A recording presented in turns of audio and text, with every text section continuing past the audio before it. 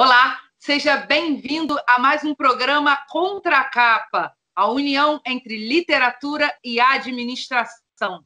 E hoje eu convido o administrador Miguel Marum, que é professor, autor, palestrante, consultor e um grande entusiasta do trabalho do CRARJ, eleito conselheiro para o próximo biênio. Tudo bom, Marum? Seja muito bem-vindo. Tudo bem, Érica? Mais uma vez, obrigado pelo convite para poder bater um papo. Com certeza. E hoje você tem vários livros publicados, mas vamos falar sobre a organização informal e seus reflexos na segurança do trabalho. Você abordou aí uma gama enorme de coisas, né? Então, explica para a gente de onde surgiu esse livro. Parece que foi a sua dissertação de mestrado. Explica para a gente um pouquinho de como é que foi isso. Bom, quando eu estava fazendo meu início de pesquisa, do que eu desenvolveria no mestrado, e na minha época, eu fiz o meu primeiro mestrado profissional da UF em engenharia, foi da minha turma, né?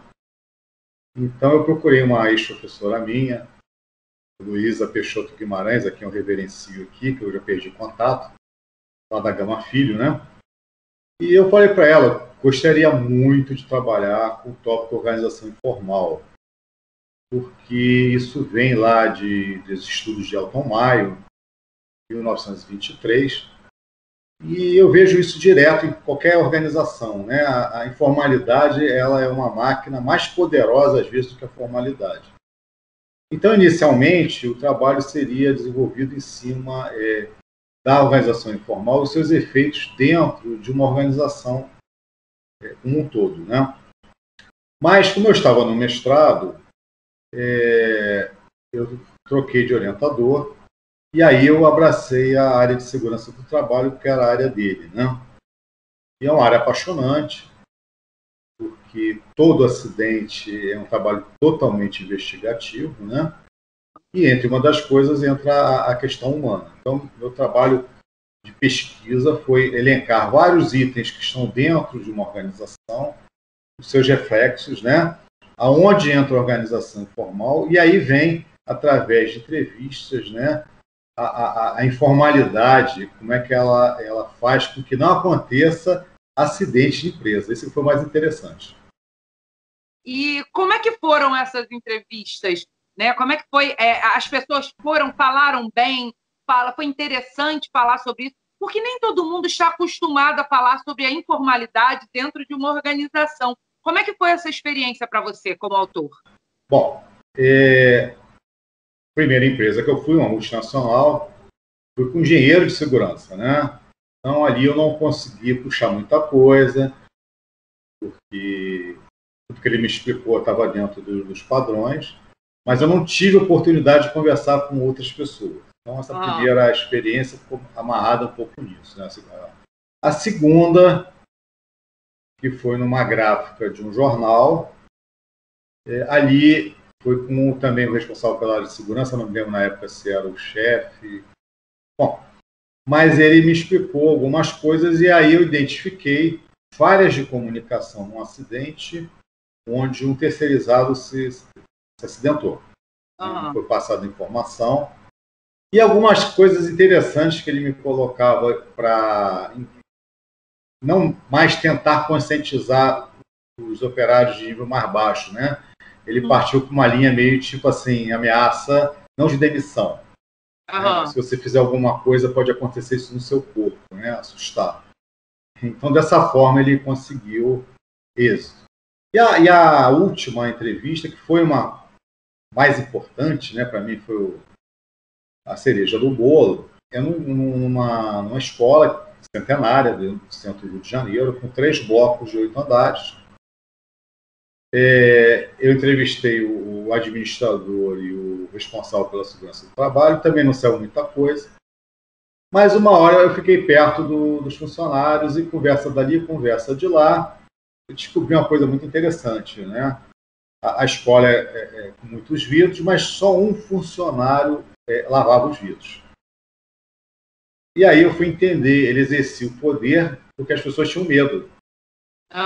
Então ele chantageava e tinha benefícios para os colegas em face dele ser o único que lavava os vidros. e isso não era percebido pela parte superior. Uhum. Certo? Quer dizer, então quem tinha, todo mundo tinha medo de ir para a janela, fazer a limpeza, com todos os equipamentos, né? Mas ele não tinha essa preocupação, e aí ele conseguia, então, uma série de vantagens entre os colegas, e isso ficava, como se diz, né, o que acontece em Vegas fica em Vegas, né? Ficava lá na raia miúda, entendeu? E ninguém sabia de nada. Então, isso eu achei interessante, porque tu começa a ver que dentro da organização, informalmente, as pessoas fazem coisas, né? E, nesse caso, fez com que não tivesse nenhum acidente de trabalho, entendeu? E, Miguel, explica um pouquinho qual é a importância para o administrador dele conhecer essa informalidade, seja ele um administrador da parte mais técnica, seja um administrador de recursos humanos, né, que eu acho que é muito importante. Qual é a importância do administrador conhecer essa informalidade, esses reflexos? Olha, que eu já estou formado há 33 anos, né? Na verdade, antes disso, eu já exercia várias atividades e sempre eu conseguia várias coisas dentro das organizações, das empresas, conversando com as pessoas de nível mais baixo. Uhum. Porque existe um poder informal dentro da base muito maior do que de cima. Uhum. Então, até hoje, várias coisas eu consigo dentro das empresas, das organizações, porque eu me dou com as pessoas, eu tenho amizade. E aí eu tenho informações, digamos assim, mais privilegiadas que os outros. Certo? Então, isso desde o início começou a me chamar a atenção, porque são poderes paralelos que acontecem dentro da empresa. E dentro desses poderes paralelos você tem informação, que quem detém informação detém tudo. É verdade. Entendeu? Então foi isso que eu sempre aprendi, pratico, né? E vejo, assim, em vários lugares que eu trabalhei, as pessoas coladas na chefia, na direção, né? E na maioria das vezes gera uma antipatia para o resto, né? E eu sempre fiquei muito mais contido nisso, mas uma relação muito mais próxima ao pessoal do nível mais operacional e médio, porque com isso as coisas andavam de uma forma melhor. Né? Até a questão ligada a respeito, educação também, entendeu? Uhum. Então, eu acho isso muito importante. E para você, como autor, né, como foi colocar no papel, colocar no livro esse tipo de informação? Porque é muita coisa de percepção, Sim. né? Você entrevistou as pessoas, você percebeu. Como foi para você, como autor, colocar isso no papel, Marum? Bom, Érica, a minha grande dificuldade, fora a base teórica, que isso aí eu fui escrevendo normalmente, enfim, era transferir isso justamente para essa percepção. E a minha grande salvação foi uma pessoa que deu umas 2 palestras para a gente no mestrado, eu esqueci sobre o nome dele, o Gilberto, que é da Petrobras, ele me emprestou um livro de um francês sobre acidente de trabalho, né?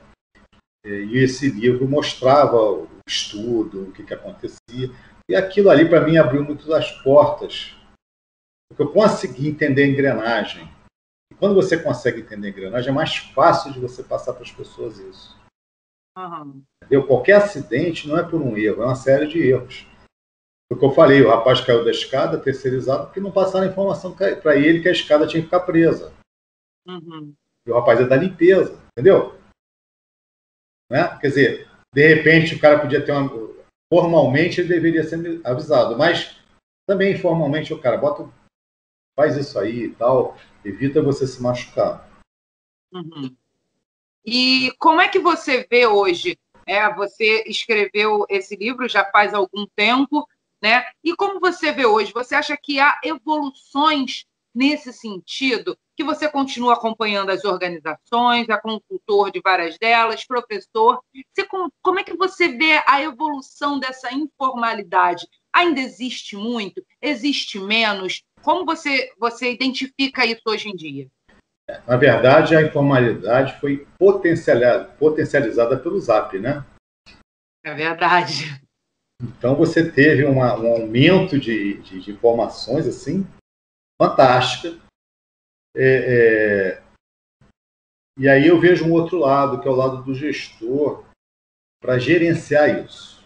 Talvez eu acho que a minha maior preocupação, enquanto gestor, enquanto gerente, diretor de algum lugar, é trabalhar para tentar ao mínimo haver comunicações erradas. Porque o grande problema que gera muito a informalidade são de comunicações erradas ou mal dadas.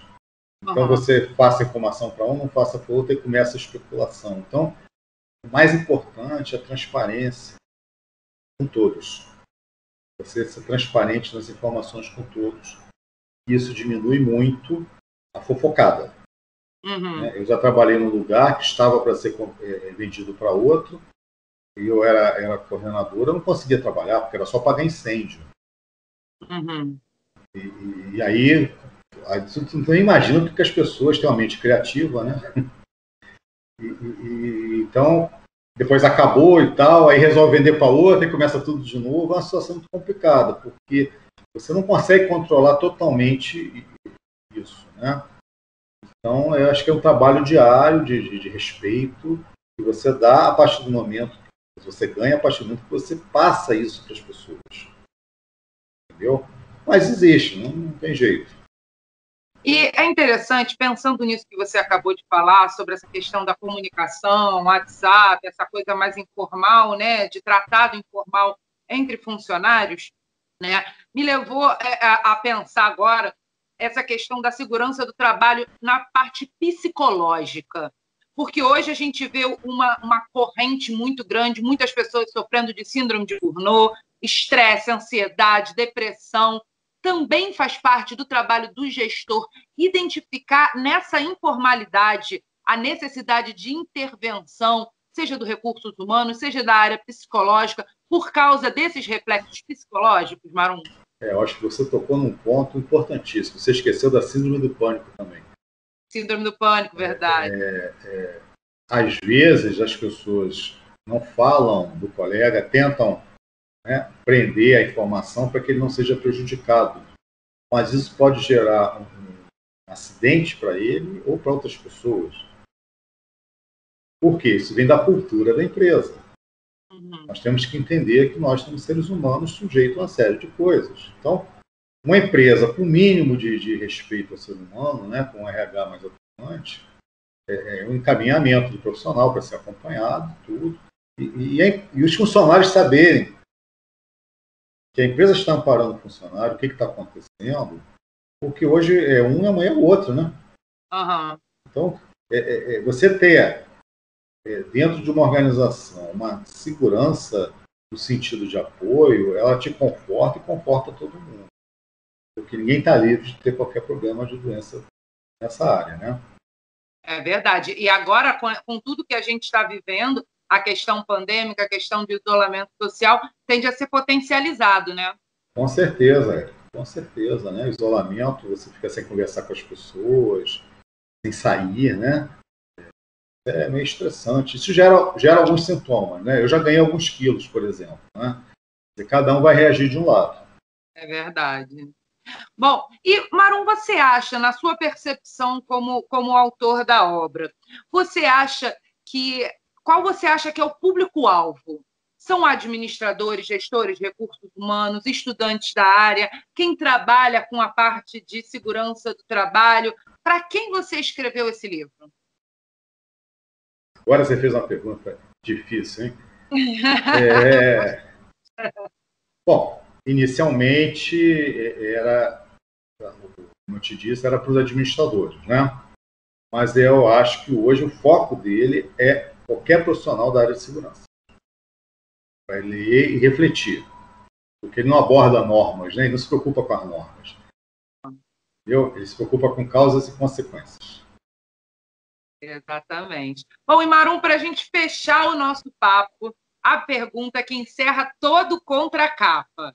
A pessoa comprou o seu livro, pegou ele, sentou no sofá e vai começar a lê-lo agora. Se você pudesse, o que você falaria como autor ali no ouvidinho dela? O que você contaria? Eu diria o seguinte: leia com muita calma e atenção. Tente refletir sobre o que está sendo escrito, que você está lendo, né? O que está sendo escrito. Porque nas entrelinhas, em qualquer livro, não só do meu, existem muitas histórias reflexivas. Então, sentar por ler é uma coisa, você sentar para ler concentrado é outra, primordial. Então, se você gosta dessa área, quer conhecer um pouco dessa área, leia com atenção, pausadamente. Com certeza. Marum, muito obrigada pela sua presença aqui no Contracapa. É sempre um prazer conversar com você. Eu te agradeço, Érica. Um abraço a todos que estão nos ouvindo. Abraço. E você que acompanhou a gente até aqui, já sabe, toda segunda-feira, ao meio-dia, um novo Contracapa para você. Te espero na semana que vem. Tchau, tchau.